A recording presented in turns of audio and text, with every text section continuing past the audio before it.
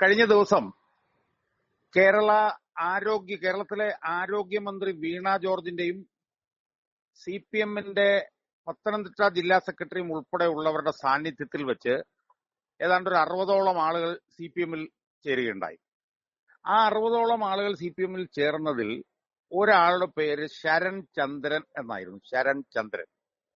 ഈ ശരൺ ചന്ദ്രൻ കാപ്പ കേസിലെ പ്രതിയാണ്. കാപ്പ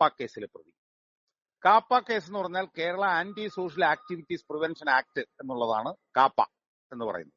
ഈ കാപ്പ കേസിലെ പ്രതി എന്ന് പറഞ്ഞാൽ നിരന്തരമായി ക്രിമിനൽ കുറ്റങ്ങൾ ചെയ്യുന്ന ഒരു അയാളെയാണ് കാപ്പ കേസിൽ പ്രതിയായി പരിഗണിക്കുക. അതായത് നിയമഭാഷയിൽ നമ്മൾ പറഞ്ഞാൽ പെർപ്പച്വൽ ഒഫൻഡർ എന്ന് പറയും. അതായത് ഒരാളൊരു പ്രദേശത്ത് നിരന്തരമായി ക്രിമിനൽ കുറ്റങ്ങൾ ചെയ്തുകൊണ്ടിരിക്കുന്നു. അയാൾ ഒരു കൃത്യമായിട്ടുള്ള ക്രിമിനലും ആയിരിക്കും, ഗുണ്ടയും ആയിരിക്കും. അങ്ങനെ നിരന്തരമായി ക്രിമിനൽ കുറ്റം ചെയ്യുന്ന ഒരാളെ കാപ്പ ആക്ട് പ്രകാരം അയാളെ കൈകാര്യം ചെയ്യണമോ എന്ന് ഒരു സമിതി തീരുമാനിക്കും. ആ സമിതി ഇയാളുടെ ക്രിമിനൽ കുറ്റങ്ങളുടെ പശ്ചാത്തലങ്ങൾ മുഴുവൻ പരിശോധിച്ചിട്ട് ഇയാൾ നിരന്തരമായി ക്രിമിനൽ കുറ്റങ്ങൾ ചെയ്യുന്ന ആളാണ്, അതുകൊണ്ട് ഇയാളെ നാടുകടത്തണം എന്ന് തീരുമാനിക്കും. നാടുകടത്തണം എന്ന് തീരുമാനിച്ചു കഴിഞ്ഞാൽ അത് കേരളത്തിൽ നിന്ന് പുറത്തേക്ക് വിടണം എന്നാവണമെന്നില്ല. അയാളിപ്പോ മലയാളപ്പുഴയിലാണ് ഇയാൾ പ്രവർത്തിക്കുന്നത്. അപ്പൊ കാപ്പ കേസിൽ ഇയാളെ പ്രതിയാക്കണമെന്നുണ്ടെങ്കിൽ അയാളുടെ ക്രിമിനൽ പശ്ചാത്തലവും കേസുകളും മുഴുവൻ ഒരു ഉപദേശക സമിതിയുണ്ട്. അവർ കളക്ടറുടെ നേതൃത്വത്തിലാണ് ഒരു ഉപദേശക സമിതി പരിശോധിച്ചിട്ട് അയാളെ കാപ്പ കേസിൽ പ്രതിയാണെന്ന് പറഞ്ഞു കഴിഞ്ഞാൽ അയാളെ പിന്നീട് ആ പ്രദേശത്ത് നിന്ന് നാടുകടത്തും. അതാണ് കാപ്പ എന്ന് പറയുന്നത്. ആ കാപ്പ കേസിലെ പ്രതിയായിട്ടുള്ള ഒരാളായിട്ടുള്ള ശരൺ ചന്ദ്രൻ, അയാളുടെ പേരിൽ 12 ക്രിമിനൽ കേസുകൾ ഉണ്ടെന്നാണ് നമ്മൾ കേൾക്കുന്നത്. പലതരത്തിലുള്ളത്, പിടിച്ചുപറി, പിന്നെ വധശ്രമം, സ്ത്രീകളോട് മോശമായി പെരുമാറിയത് ഉൾപ്പെടെ 12 കേസുള്ള ആ 12 കേസുള്ളത് കാരണം അയാൾ ജീവിക്കുന്ന പ്രദേശത്ത് നിന്ന് നാടുകടത്തപ്പെട്ടിട്ടുള്ള ഒരു കാപ്പ കേസിലെ പ്രതിയെയാണ്. അപ്പൊ കാപ്പ കേസിലെ പ്രതി പിന്നെ ഒരു പാർട്ടിയുടെ ഭാരവാഹികൾ പാർട്ടിയിലേക്ക് ക്ഷണിച്ചു കഴിഞ്ഞാൽ അതിനകത്ത് കുഴപ്പമില്ല, അത് പാർട്ടി എന്തെങ്കിലും ന്യായം പറഞ്ഞാൽ മതി. പക്ഷെ ഒരു ഭരണഘടനാ സ്ഥാനത്തിരിക്കുന്ന ഒരു മന്ത്രി കാപ്പ കേസിലെ പ്രതിയെ പാർട്ടിയിലേക്ക് സ്വീകരിക്കുകയും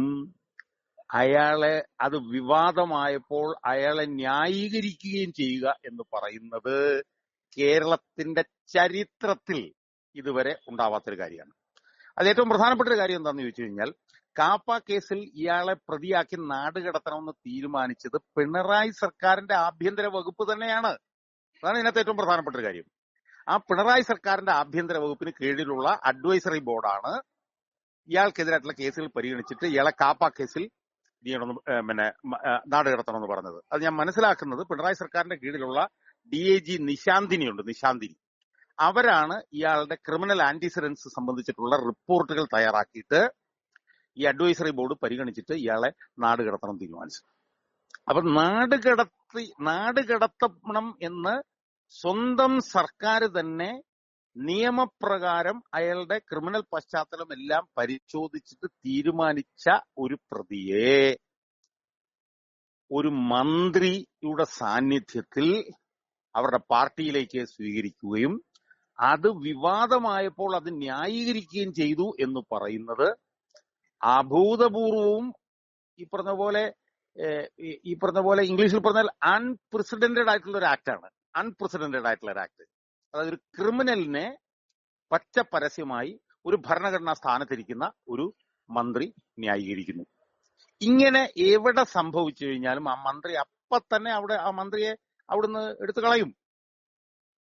പക്ഷെ കേരളത്തിൽ അതൊന്നും നടക്കില്ല. അതിന്റെ കാരണം എന്താണെന്ന് ചോദിച്ചാൽ പിണറായി വിജയനാണ് മുഖ്യമന്ത്രിയായിട്ടിരിക്കുന്നത് നമുക്കറിയാം. പക്ഷേ ഏറ്റവും പ്രധാനപ്പെട്ട കാര്യം എന്താണ്?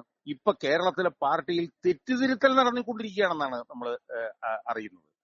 തെറ്റുതിരുത്തൽ ശ്രമങ്ങൾ നടന്നുകൊണ്ടിരിക്കുമ്പോഴാണ് ഭരണഘടനാ സ്ഥാനത്തിരിക്കുന്ന ഒരു മന്ത്രി ഒരു കാപ്പ കേസിലെ പ്രതിയെ പാർട്ടിയിലേക്ക് സ്വീകരിക്കുന്നു എന്ന് മാത്രമല്ല അയാളെ വിവാദം വന്നപ്പോൾ സ്വീകരിച്ചതിനെ ന്യായീകരിക്കുക കൂടി ചെയ്യുന്നത്. അപ്പൊ ഇവിടെ നമ്മൾ അറിയേണ്ട ഒരു പ്രധാനപ്പെട്ട കാര്യം എന്ന് പറയുന്നത്, ഈ പാർട്ടിയെ തിരുത്താൻ ഇറങ്ങിയിരിക്കുന്ന സീതാറാം യെച്ചൂരി ഉണ്ട്.